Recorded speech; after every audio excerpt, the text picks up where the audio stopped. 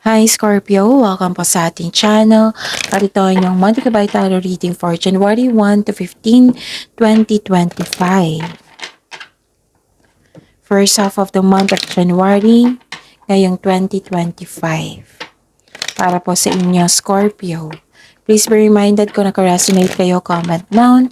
Kung hindi kayo naka-resonate, ibigay niyo po sa iba kasi general reading po ito. This is for you, Scorpio, ngayong January 1 to 15, 2025.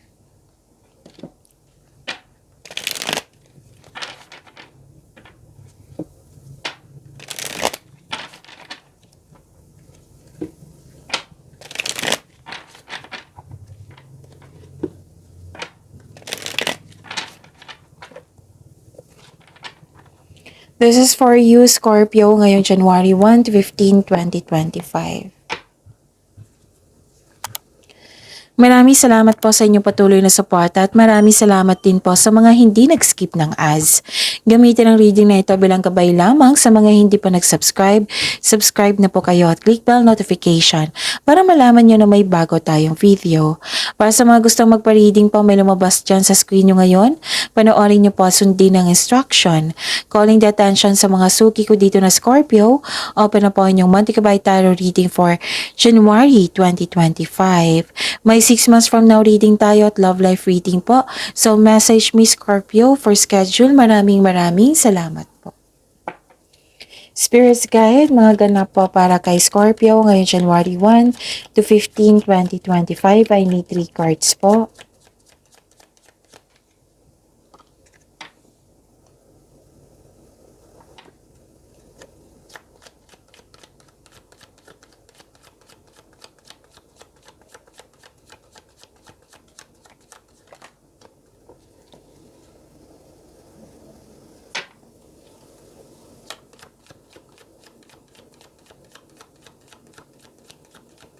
Scorpio.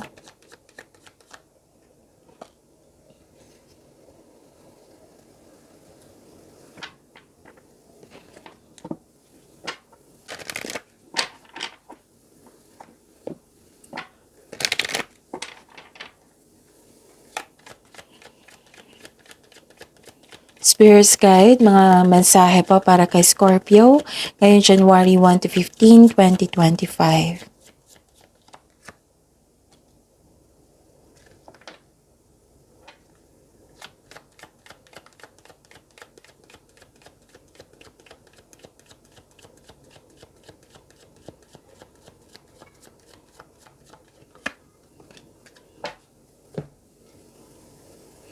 Okay, Scorpio. Ngayong January 1 to 15, 2025. May nakikita ko dito na may parating na pera sa inyo. Pwedeng cash or mostly ito ay check eh. Basta parating or dumating na. Okay, parating pa po ito. Kasi January 1 to 15, 2025. So, parating, pwedeng dumating na ang pera na ito. Malaking pera po ito. Expected nyo po ito. At saka nakita ko rin dito na nagkaroon po ng yung nalaman mo yung totoong intensyon ng isang tao sa iyo. May nakita ko dito na may naalala kayo, loss of connection sa isang tao. Pwede din may concern kayo sa isang tao na sobrang stricto or mahirap kausap. Pwede din nagkaroon ng delay kasi may tutol. Oo, tutol sa paggawa ng desisyon, ganon. May tutol. Pwede din nagkaroon ng delay kasi may nagkaroon kayo ng hesitation to take an action. Pwede din delay sa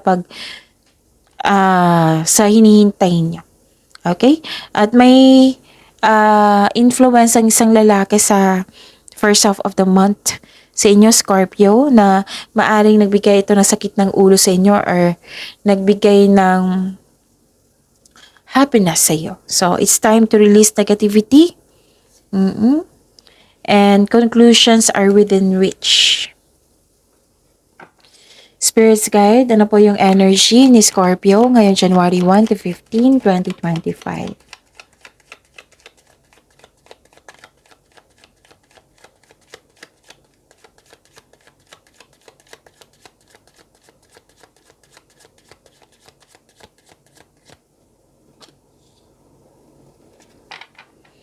And the clarification of this card po.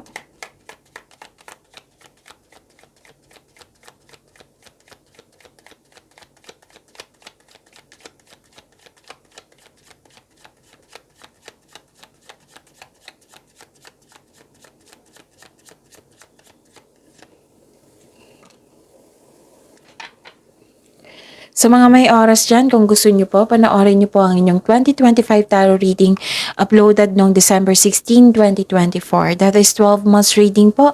Bawat buwan may love reading at career and money reading. So, hanapin nyo po sa channel natin at mag-scroll down hanggang sa makita nyo po yung December 16, 2024 na video nyo. So, that is your 2025 tarot reading. At saka may dalawang reading din noong December 28, 29 na regarding sa inyong January 2025. So, panoorin niyo po kung gusto niyo po. Kung may nakita kayo or may narinig kayong repeating message, meaning to say, pinupush ng cards niyo yan kasi ang ilan sa inyo hindi pa pinigyan ng atensyon. Na kung maaari din po, bigyan niyo po ng solusyon at aksyon. Okay? So, remember, Scorpio, at the end of the day, alam mo na ikaw lang taong may kakayahan at responsable na gumawa ng sarili mong katotohanan, at kinabukasan. So, ano yung energy mo, Scorpio? May tutol nga. May tutol dito. May tutol sa inyong desisyon, plano, ideas. May tutol. Kaya nagkaroon ng delay. Pwede din, anong tawag dito? May naulit na nangyayari pero sa ngayon binibigyan mo yung sarili mo na embrace yung mga nangyari. Okay? So, this card tells you to accept and free yourself. Pagalingin at palayain ng iyong sarili. Okay? Pwede din na regarding ito sa third party situation. Pwede din na may, yun nga, tutol din. So, you have to move forward. Wag po daw kayong huminto. May nakita kong collaboration and expansion dito. You must i-process mo yung mga nararamdaman mo and move forward kayo para magkaroon ng healing. Okay? At nahihirapan kang mag-move forward dito. Oo. Nahihirapan kayo mag-move forward. Pwedeng may delay sa plano, delay sa travel, delay sa paglilipat, yung delay kanina na may tutol, ganun. Nahihirapan kang mag-move forward kasi nga yung may mga pangyayari. Okay, so you have to move forward. Dalawang card na po nagsabi dito para magkaroon ng healing. Tulungan nyo po yung sarili nyo, Scorpio, okay? Spirits guide. Career and money po ni Scorpio ngayong January 1 to 15, 2025.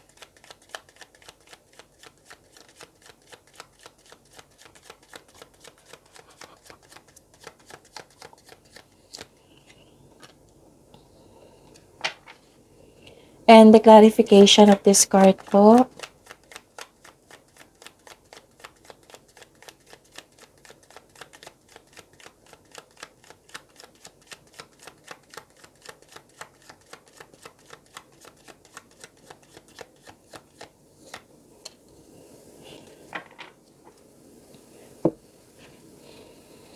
Okay.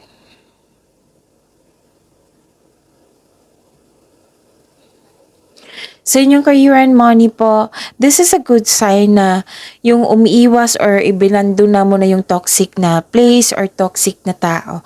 You have your freedom. Wow, ang ganda. Kakasabi ko lang sa energy cards nyo. Oo, tinulungan mo yung sarili mo dito. You have your freedom, Scorpio. Kung hindi magandang pakiramdam mo noon, nakaraan na araw, ngayon, nagkaroon na ng recovery. Okay? Nagkaroon ng recovery po. This is your choice. Oo. Yung tinulungan mo yun talaga yung sarili mo para magkaroon ng freedom. Releasing to eh. Okay? Ano pa? This is wealth. Okay? This is wealth, family, inheritance. May matatanggap kang mana, pensyon, retirement o masaganang ani ng buhay. So, nag-spend time ka sa family mo, nag-save ka rin para sa iyong sarili, nag-save ka rin para sa iyong family. Pwede din may, full support, bibigyan mo ng suporta ang isang bata. Oo.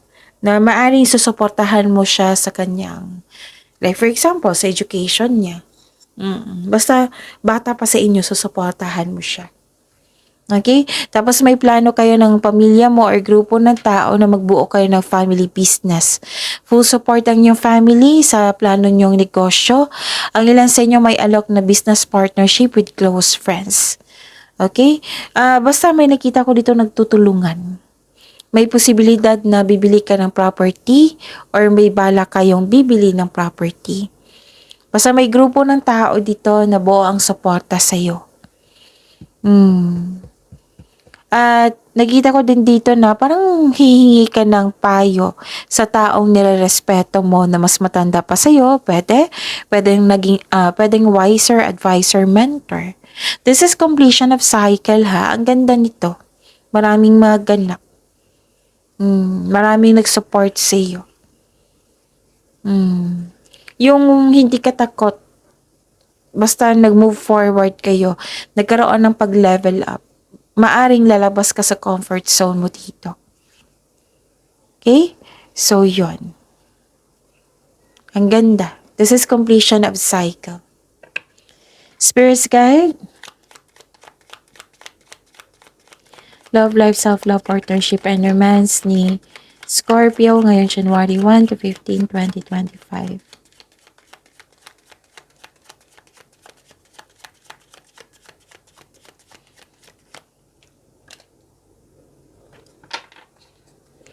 And the clarification of this card po.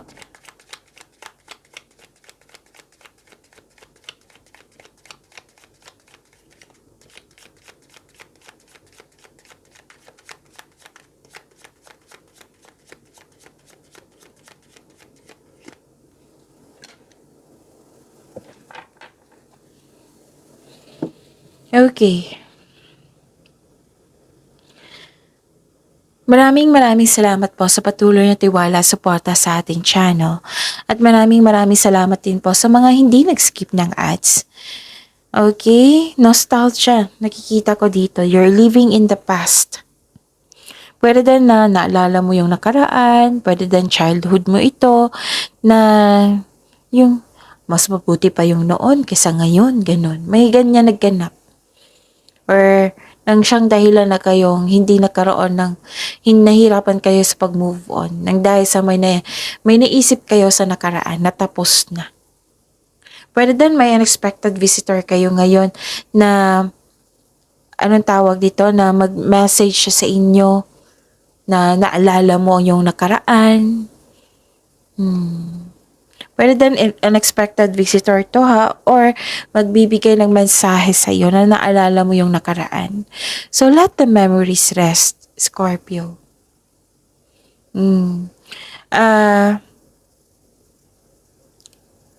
Try something new sa present po para may expectation tayong better outcome sa future.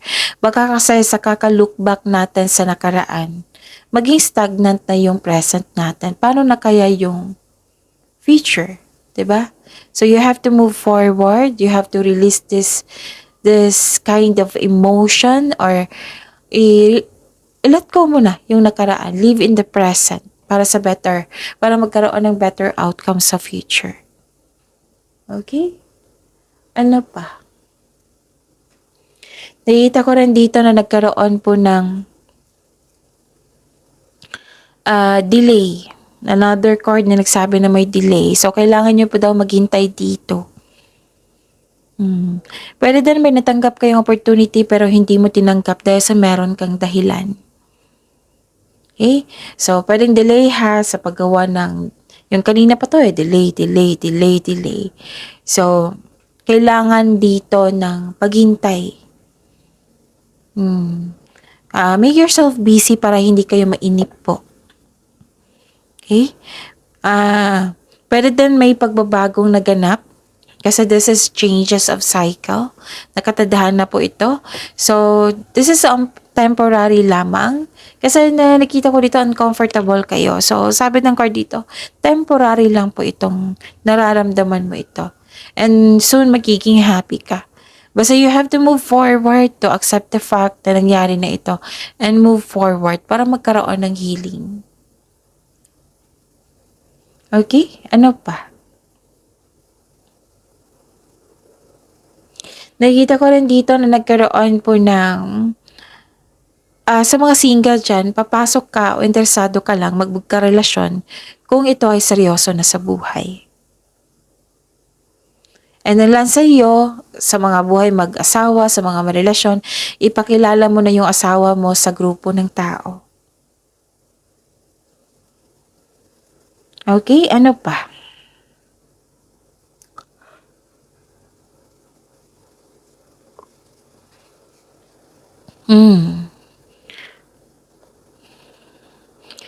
May naisip talaga kayong nangyari sa nakaraan na nasaktan kayo. Sabi po ng card dito, tumitimbang ito sa isipan nyo eh. Sabi po ng card dito, same pa rin eh, na kailangan nyong bitawan na itong nakaraan. Bigyan nyo po ng daanan yung sarili na para pagalingin. Oras na po para pagalingin ang inyong sarili. I-process po nyo po. Iproseso nyo ang iyong nararamdaman. Okay? So, may nakita talaga akong tutol. Basta may issue sa tutol. Or may gumawa may temptation na nakagawa ng, like for example, third party. Pwede din tutol. Nasaktan ka dito. Pero magkakaroon na, try to release negativity. Yan yung sabi ng card niyo po. Okay, try to release the negativity po. So, heal yourself, let go na yung mga pain at masasakit na laala. Move forward. This period of sorrow won't last forever, so look to the future with hope for new experiences. Yan yung pinaka-importante.